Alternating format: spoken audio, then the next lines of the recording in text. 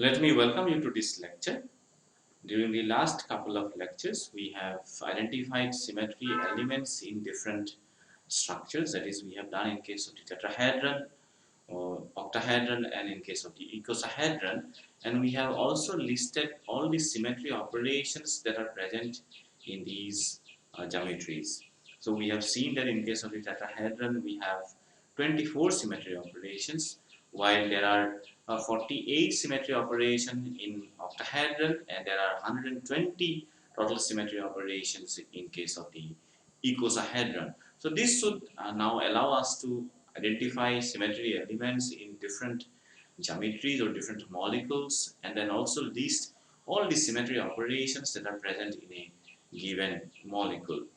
Now we should be able to use this knowledge or these symmetry operations or symmetry elements that are present in a molecule to solve different problems related to these molecules or different or to understand different issues in chemistry. So how can we do so? Or in order to do so, we must use a mathematical principle that is known as the group theory.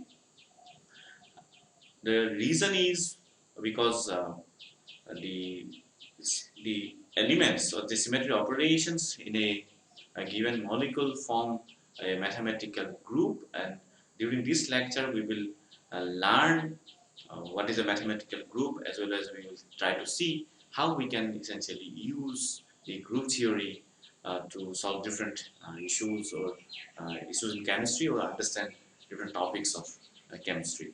So let us go ahead and then see what is a mathematical group. A mathematical group is nothing but a set of elements. Only difference with a simple set of elements is that the elements in case of a mathematical group are interrelated by certain rules. That is, the elements in a mathematical group must follow 4 different conditions. So we will list all the conditions here.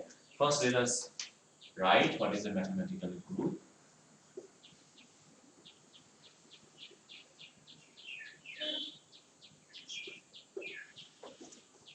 So a set of elements or an ensemble of elements which are interrelated by certain rules. As such, in case of group theory, these elements can be anything which follow these rules.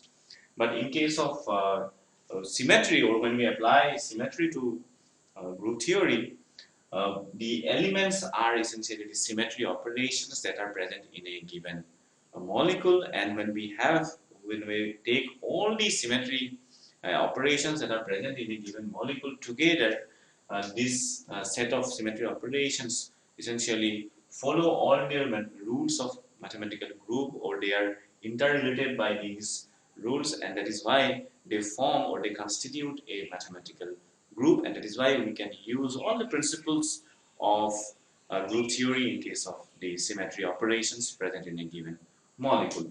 So let us see what are the rules that must be followed for a given set of elements to behave as a mathematical group. So the first rule says that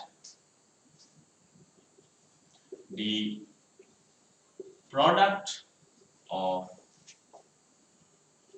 any two elements or the square of an element must be an element of the group. So when we have different elements in the mathematical group, when we take the product of the any two elements, or say for that purpose, for any number of elements, the product of any number of elements essentially should give you the result should be an element of the group itself, or if we take the square of an element, the square of the element must also result in an element which is again element of the group itself. So if we take, say for example, there are two elements in the C also be an element of the group itself. Or on the one we can also say that if we do A square, if it results answer equals D, then D must also be an element of the group itself. And this is the first rule that must be fulfilled for the set of elements to behave as mathematical group. Now here when we say product, this is not exactly multiplication that we do in case of arithmetic or in case of say algebra, because in this case when we say product of say two symmetry operations will essentially be when we do the symmetry operations successively, then we call that we have the product of these two symmetry operations. Or we can also this product can we can also say it to be the combination of different symmetry operation or different elements. So this is not exactly, this product does not exactly mean mathematical multiplication here, that we should take note of. Also one more aspect of this product that we should note here is that the in case of group theory, the product of the two elements or this product of two elements may not follow the uh, commutative law of multiplication.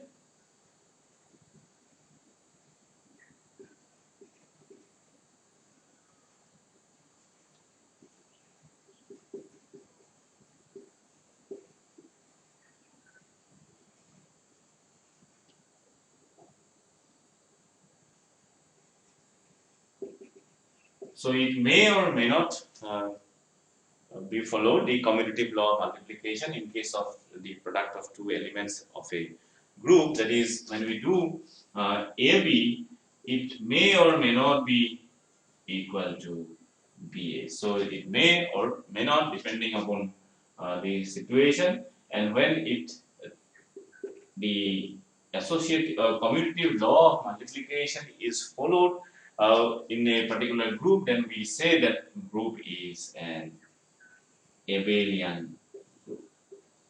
So for those mathematical groups where the elements, that is all the elements, follow the commutative law of multiplication, such mathematical groups we term them as abelian groups. And of course, during our discussion on group theory, we will encounter such groups which are abelian groups.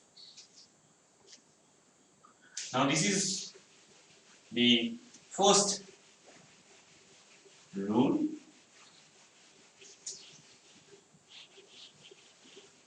We have three more rules which must be fulfilled by the elements to form a mathematical group. So the second rule says that one element in the group must commute with all other elements and leave them unchanged.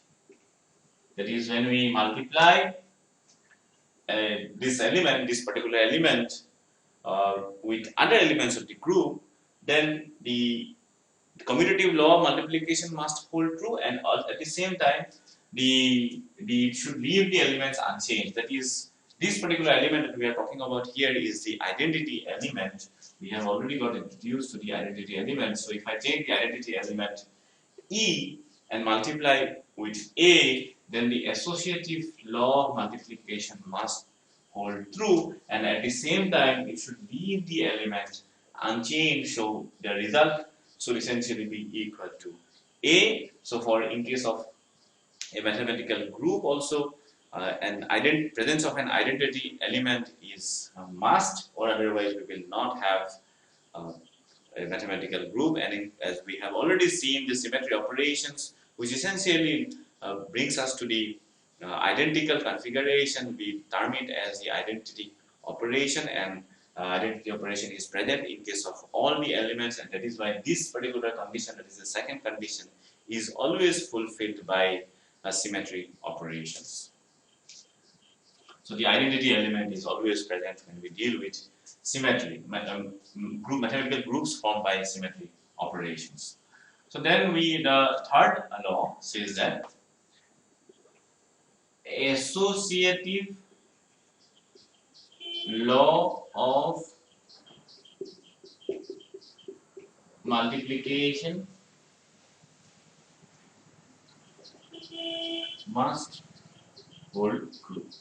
That is, if we take the product of A, when we do multiplication, say AB and then with C, if we do, then the result,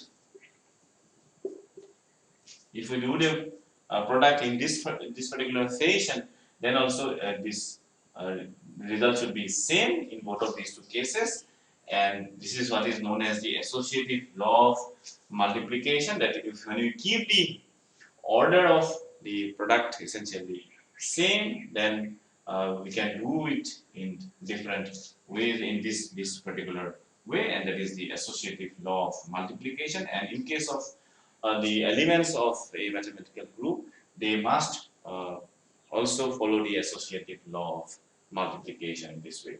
So the fourth law says that for each element,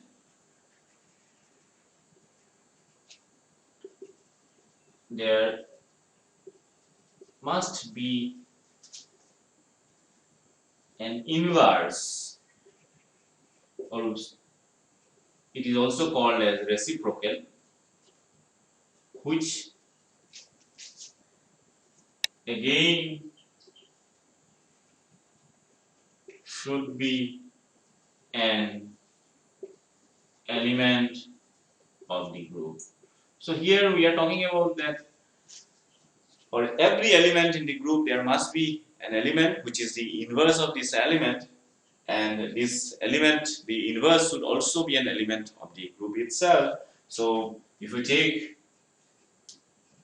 an element S, and when we do multiplication with the inverse R, say if R is the inverse of S, then when we do a product of R and S, the result will essentially be equal to identity. So this is how we can find out the inverse of a certain element. And when we do a product of the inverse and the element, then the result is going to be identity. And when the result is equal to identity, we can say that R is the inverse of element S here. So since R is the inverse of S, we can also say that S is the inverse of R. S is going to be the inverse of R at the same time.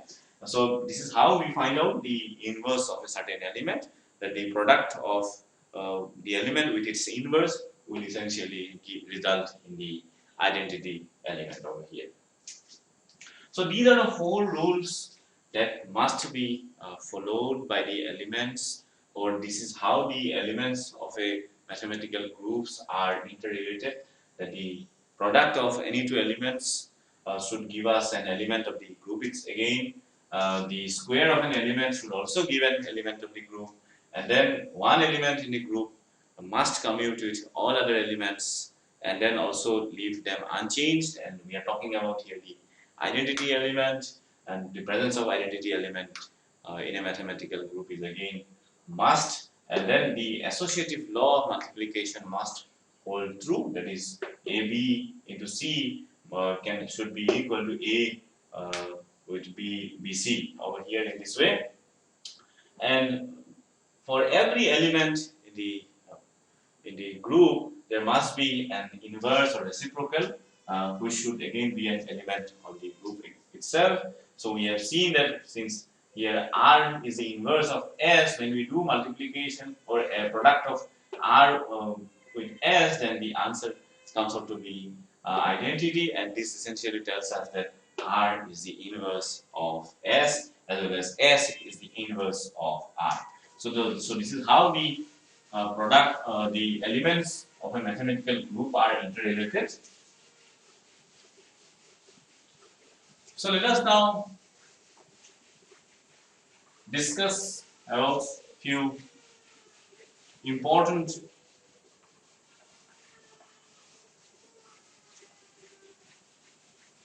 relations in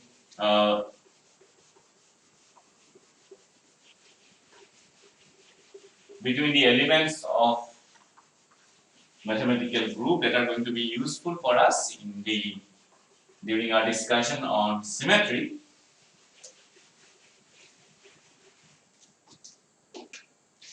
So the first relation or the first theorem essentially tells us that the reciprocal or the inverse of the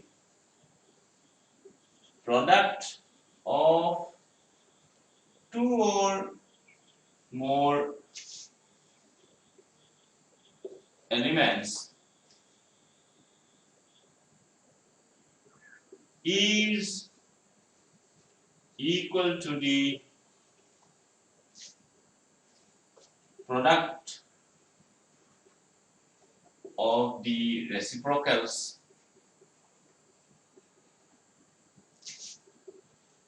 in reverse order. So let us explain this in mathematically. So the reciprocal of the product of two or more elements. So we first take say product of three elements, and when we take the reciprocal of this product, that is what this means essentially, reciprocal of the product of two or more elements. Here we have taken three elements, a product of three elements, and we have taken the reciprocal. So this is equal to the product of the reciprocals in reverse order. So product of the reciprocals, so we have the reciprocals of C, that is C inverse say, B is B inverse, and reciprocal of A is A inverse. So this is the product of the reciprocals in the reverse order, because we have done it earlier ABC, so now we have done it in CBA, that is the reverse order. So this is what is being said on this relation, and then what we will do here is that we will try to prove this particular relation. So let us first assume that the product ABC is equal to D, which must be an element of the same group again. And what we will do now is that we will multiply, or we will do left multiplication for on both sides of the equation over here. So that is left multiplication with C inverse, B inverse, A inverse. So A, B, C. Left multiplication because we have placed C inverse, B inverse, A inverse on the left side of ABC, because when we do switch the side, then it is going to result, it may result in a different answer, and that is why we are specifically saying that we are doing left multiplication over here. And on the right hand side also we will do left multiplication with C inverse, B inverse, and A inverse. So then B. So now let us switch the equation and let's write the expression on the right hand side, on the left hand side here.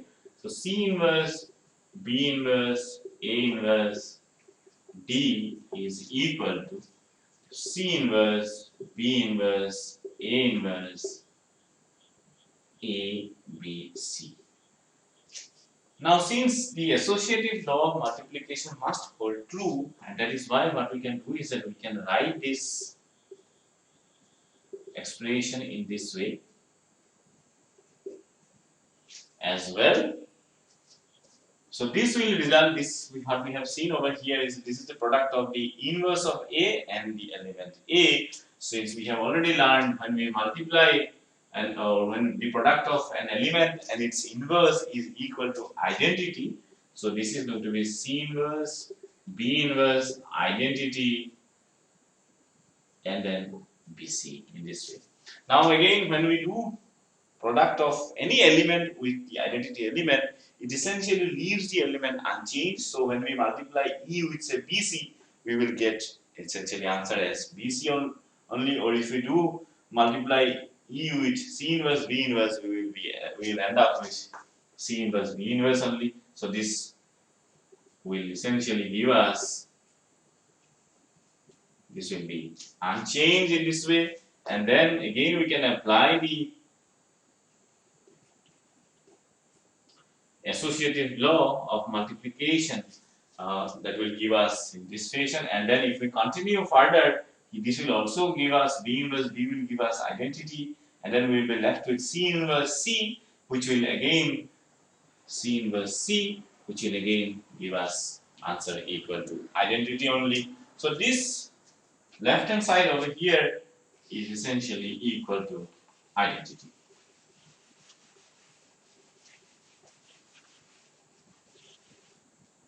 So this is equal to identity. So now since when we multiply or the product of C inverse, B inverse, A inverse with D is equal to identity, so this means that D is the inverse of C inverse, B inverse and A inverse. So D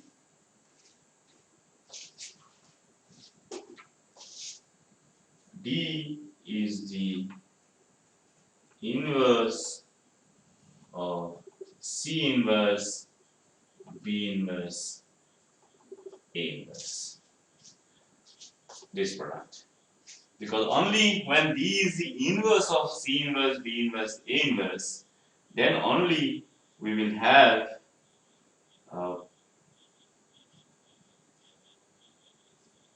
the answer here is equal to identity. So that we can now write the D inverse or the inverse of D is equal to C inverse, B inverse, A inverse. Because only when the D inverse is equal to this, we will have essentially this expression will hold true.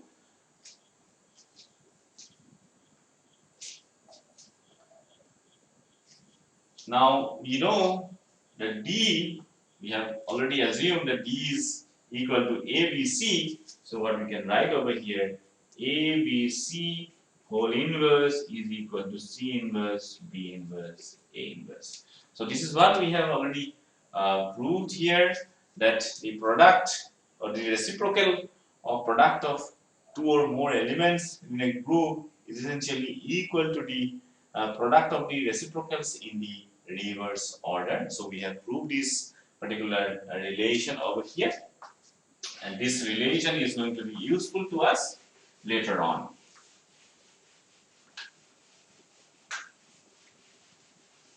Now let us also discuss about another important aspect of mathematical group that is important for us during our discussion or when we apply the principles of group theory to symmetry.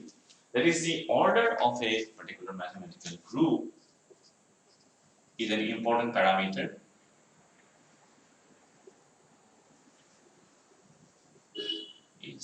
So the order of a group is essentially equal to the number of elements within the group. So in case of us, we know that the elements are nothing but symmetry operations, and this number of symmetry operations in a mathematical group in a molecule will essentially be the order of the mathematical group to which this particular molecule will belong to. So this is what is order of the group, and in order to express the order of a group, we customarily use the symbol small h. This denotes the order of a mathematical group. Now,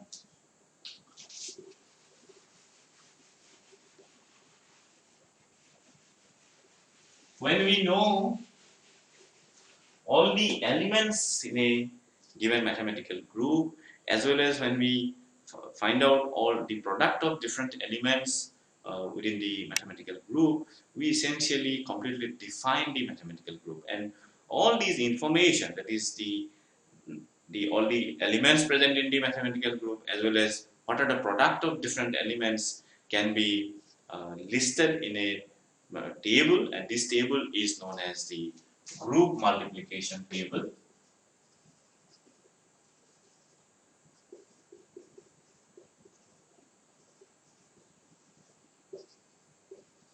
And there is a very important relation, or there is a very important rule that allows us to write the group multiplication table. We will discuss about this rule shortly. But before that, let us try to write the group multiplication table for a mathematical group which contains only two elements. We can also write for one element, but then it will be better if we draw it for a group having only two elements, and we will denote this group as G2, and there can be only two elements in this particular group for which the order is going to be equal to 2. So the one element, or when we draw is going to be the one element is going to be the identity element, and there is going to be another element. Let us assume that this element is A, and when we draw the group multiplication table, what we will do is that we will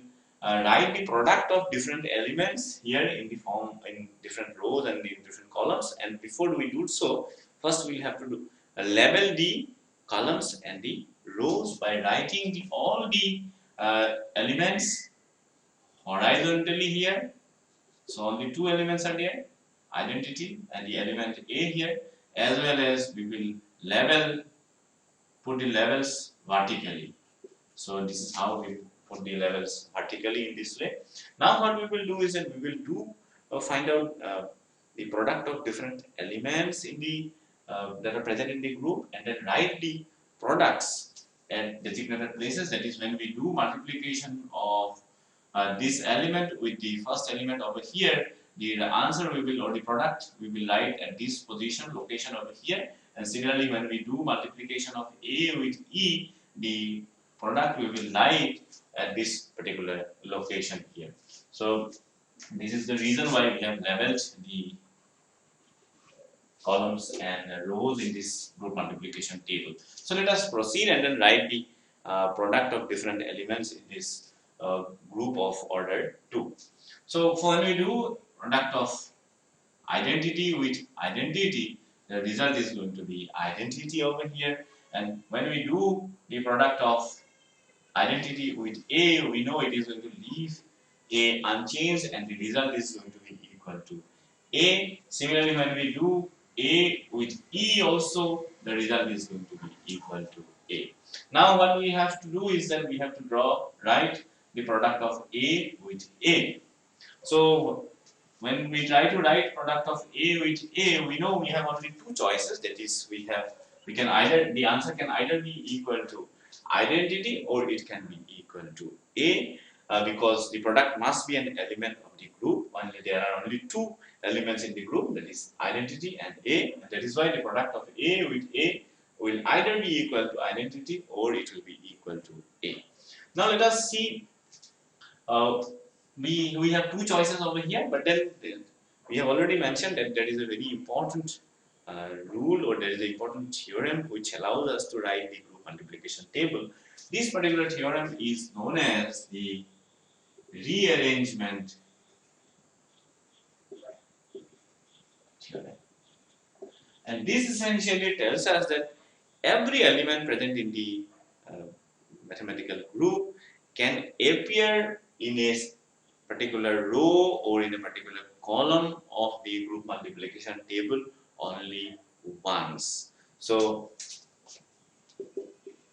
every element will appear only once in a given row or column of group multiplication table. So this is what the rearrangement theorem tells us, and each element will appear at least once. That is also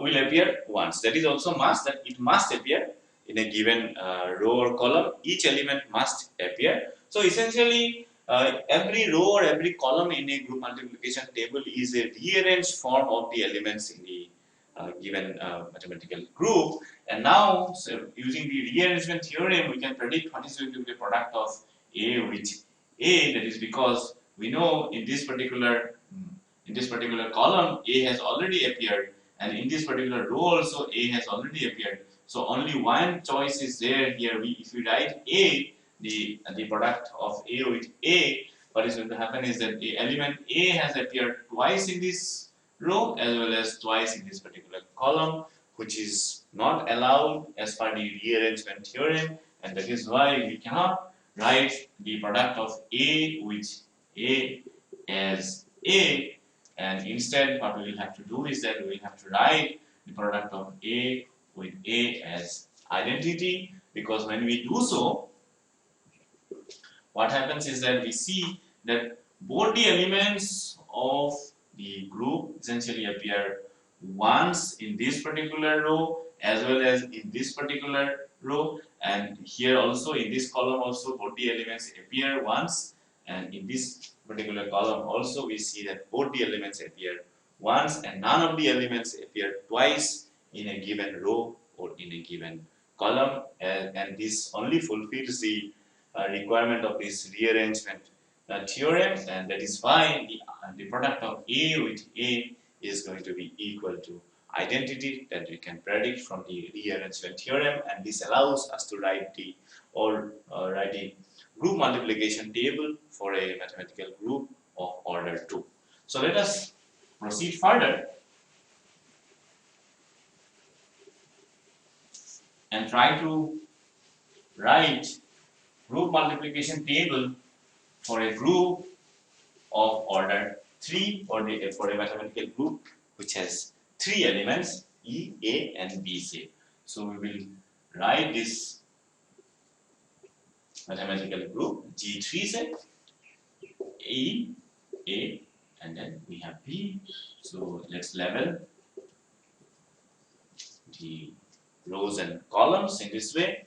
So we can write E into E is going to be E, E into A is going to be A, E into B is going to be equal to B, A into E is A, B into E is going to be B. So up to here we can easily write without using the rearrangement theorem, because we know the identity element leaves the element unchanged. When we do product of the identity element with any other element, essentially we get the element back, and that is how we can write this. Up to here we can write the group multiplication table. Now let us see what we can write A into A. So when we do A into A, we have several choices here. We have 3 choices, not several.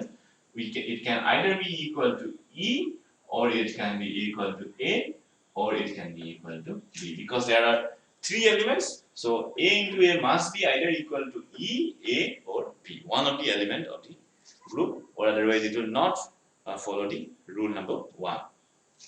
So if we place A into A equal to E, so let us go for the first choice over here, A into A equal to E. So then what is going to happen is that B into A, we have no choice but to write B over here, because A and E has already appeared in this particular column, and here only in this column only element that has not appeared so far is B. But the moment we write B over here, what is going to happen is that B appears twice in this particular row, so that is why we cannot write B at this particular position, and this essentially tells us that we cannot go with the choice of A into A equal to E, and instead we should go now for we should check whether the other 2 options are correct or not. So let's go for the second option, that is A into A is equal to A.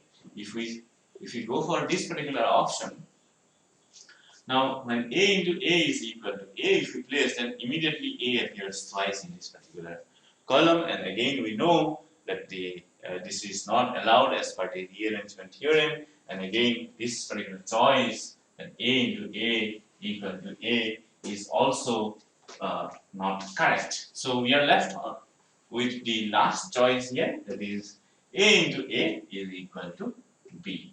So this is what, let us try. A into A equal to B. So then what we can write, that B into A is equal to,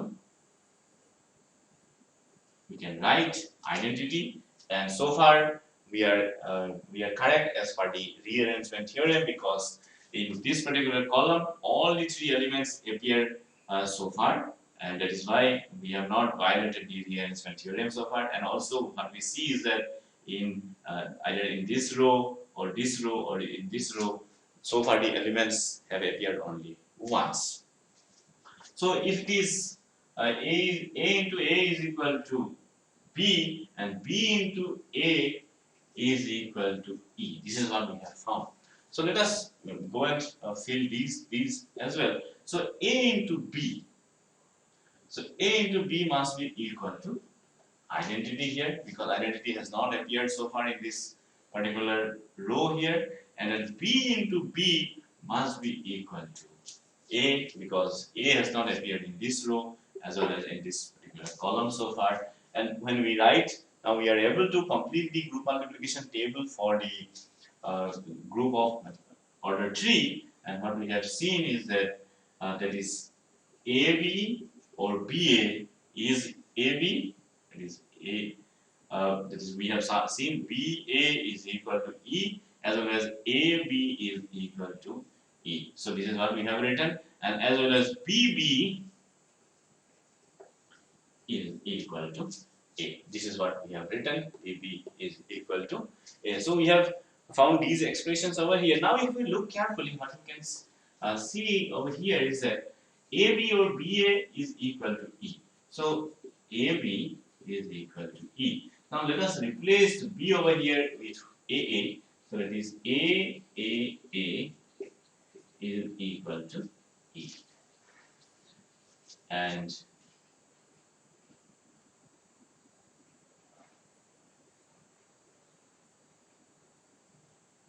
then we have AA equal to B. We have written already. Now this essentially tells us that for this particular group, this mathematical group of order 3 can be expressed only with one element and its power. That is the element A and its powers. That is, what we have seen is that we have one element A, then we have A, which is the second element, B, and then we have the third element, that is AAA, is essentially equal to identity. So what we have seen is that only three elements are, only one element and its powers are present in this particular group, that is A square, and A cube. So that is A to the power 3 is equal to identity. So we have such mathematical groups which essentially are constituted by only one element and its powers up to the order of the group, such that when we have the element A to the power H is essentially equal to identity. Here H was equal to 3, and that is why A to the power 3 is equal to identity. So for such mathematical groups which are which are constituted by only one element and its powers up to A to the power H, which is equal to E, are known as cyclic groups essentially. And this G3 is an example of cyclic group. And what also we should note is that all cyclic groups are abelian groups, because the commutative law of multiplication holds true in case of cyclic groups, and that is why such groups are also abelian groups. So this essentially brings us to the end of this lecture. We will discuss more about the group theory, or how different principles of group theory that we will use essentially in solving different issues of symmetry in chemistry.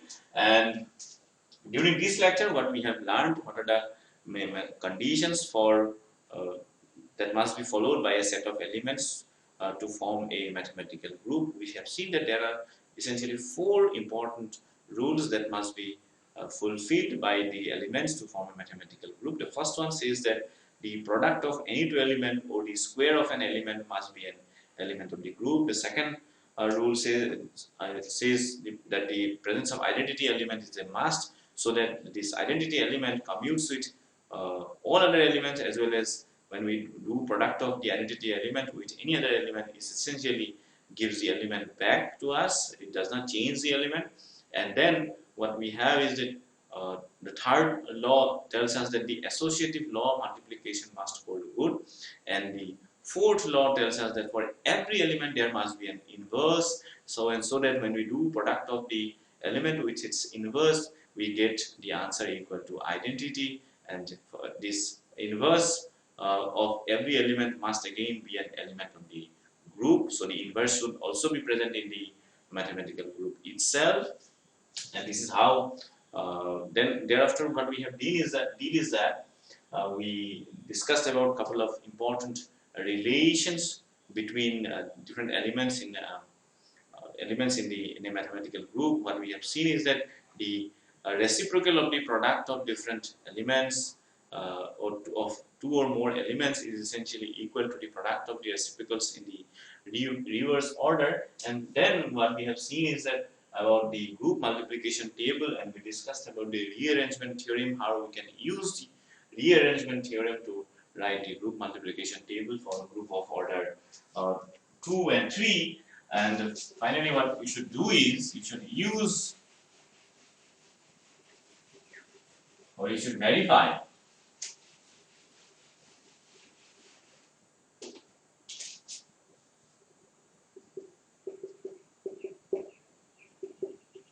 whether this particular set of elements, that is 1, -1, I, minus I, whether these set of elements follow all the rules of mathematical group or not. And you should also find out which is the identity element, as well as you should also try to find out what are the inverse of each element in this particular group, if in case this set of elements form a mathematical group. So with this, let me conclude this lecture, and I thank you very much for being with me during this lecture.